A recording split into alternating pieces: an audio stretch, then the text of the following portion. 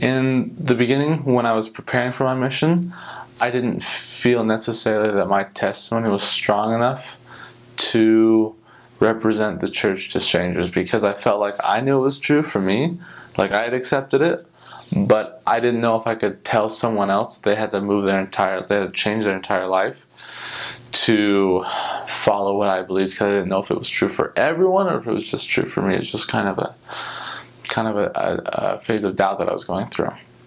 And so I started to pray about it, and I earnestly sought for an answer, because I had already received my call and I knew I was going to go. And so I remember this experience that I had, which I count as the first miracle of my mission, where I had to go get the titles on some of my dad's cars renewed. And so I went in, and I knew, no, it was the oil change, and I had to go in and wait for them to do some oil change, so I knew I'd have a lot of downtime. And so I wanted to grab a book or something to read while I was doing this, and this distinct impression came that I needed to grab a book called The Man's Search for Meaning that I had started over a year ago, but I had never finished it. And I decided to listen to the prompting upstairs on the book, and I went to get the oil changed. And as I was reading this book, it's about a Jewish man who went through some concentration camps in World War II. And in the end of the book, he describes how faith and how charity and how the love of God and of others permeates through human nature, and how those are correct and real principles.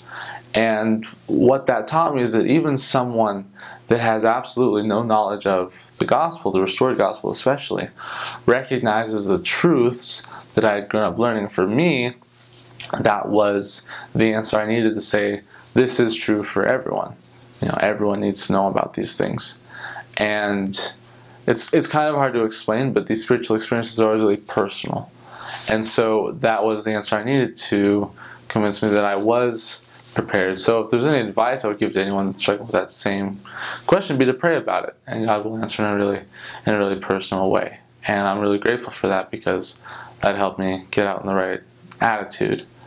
As far as the MTC goes, it'll be great. It's a really spiritual experience.